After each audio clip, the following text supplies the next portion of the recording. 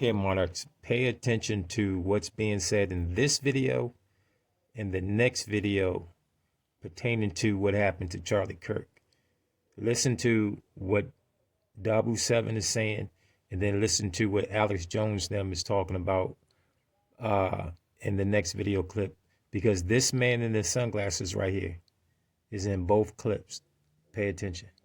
This is Dabu 7, and I want to share with you here one of the craziest clips I have seen yet connected to this whole Charlie Kirk shooting. This is from a different angle, and this shows a guy that is sitting right out here, front left of Charlie.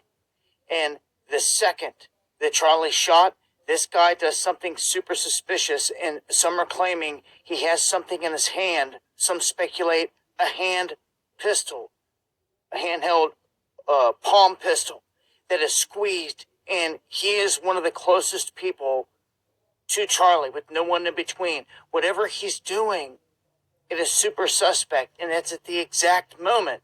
I have to say, the timing of the movement of his hand, the gunshot, and everything else, it's all right there. And I'll run the clip so you guys can see how this unfolded.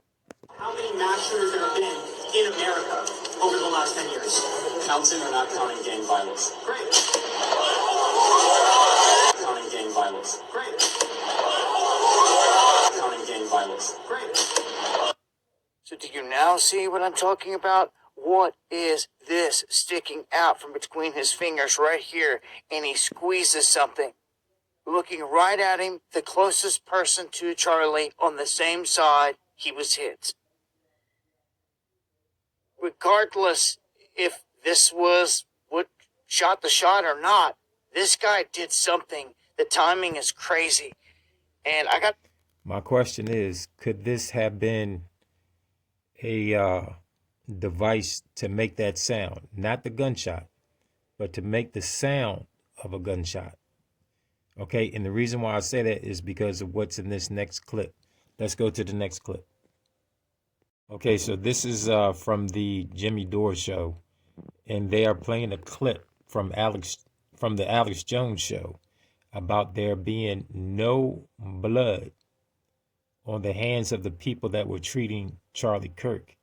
And I want you to remember the man that was standing in front of Charlie that activated something that made that gunshot sound is one of the guys that is helping treat Charlie after the so-called alleged shot. And the reason why I'm pointing this out is because, like I said, if these people are about to stage a fake messiah, they're probably going to use somebody that has been in the public eye that they probably going to say did die and now was brought back to life. And this could be that situation. I don't know if it is, but it could be. But pay attention, listen. No one there is stopping the bleeding. Not one person put their fingers in Charlie Kirk's neck or their hands. You see the guy in the sunglasses? When it first came on 2 weeks ago, that's what all my security guys, they're all former special operations. And so here's one more thing. I love Valhalla VFT. He's done great reporting on the topic. Yes. So he's an ex-Green Beret, and he's shot a lot of people, I guess. And and he also did a stream with a medic who's taking care of a lot of people with gunshots. And they keep pointing out that the people who were taking care of Charlie immediately afterwards, well, first thing you would do is you would take gauze and you would put it over the carotid artery, but they didn't have any blood on them. No blood. Well, let's watch. Has any blood on their hands at all. And I can tell you, as a guy who's literally treated gunshot wounds in combat myself, see the guy there in the glasses? This is probably the most suspicious. Everything I've seen, this all of these guys got crazy. Sunglasses on. As you watch this, guys, we're talking about a gunshot wound to the carotid artery. All of these guys. And look at this guy in brown right here with the striped shirt. Big old. I mean, he's smiling. He's acting like he just opened a Christmas present here. And I want you to watch it. Okay, we're handing things off, but as we're handing things off, no blood. No one has any blood. Okay, so I'm gonna close this video with reading from Forward, Jewish independent nonprofit website, where they give a few strange descriptions about Charlie Kirk. First, they say he's a champion, right? As you see right here in Charlie Kirk, Orthodox Jews found the champion. Then they go on to say, as you see, they have this billboard of Donald Trump and Charlie Kirk in Tel Aviv. Then if I go down here,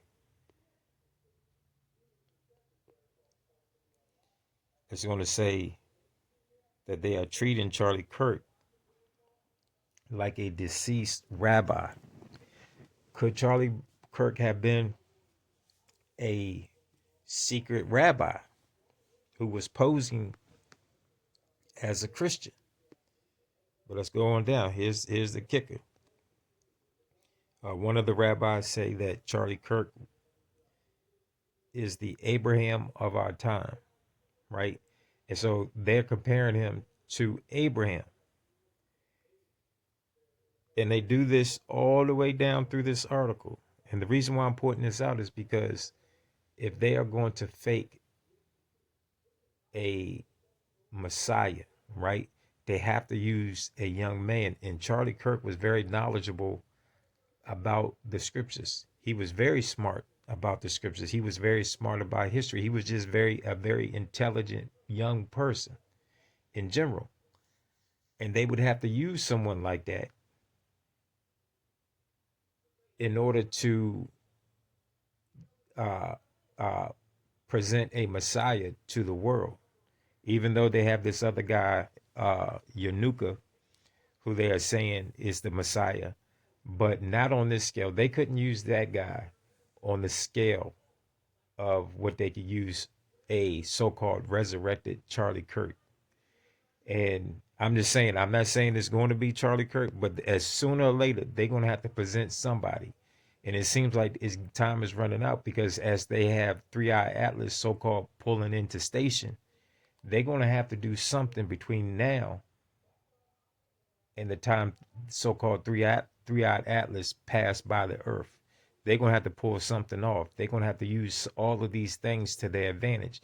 And unfortunately, when did Charlie Kirk so-called die? He died the day before September 11th. That is also significant, right?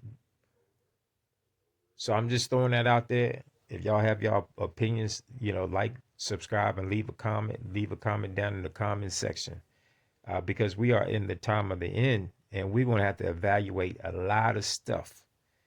We have to look at a lot of stuff. We have to investigate a lot of things, because we are the ones that are given charge to protect the flock. We are the ones that need to be able to guide the flock around any potential deception. And I think that this is one that may be brewing, because they're not going to get another chance beyond this moment to give the world a Messiah. So with that, I'm going to say,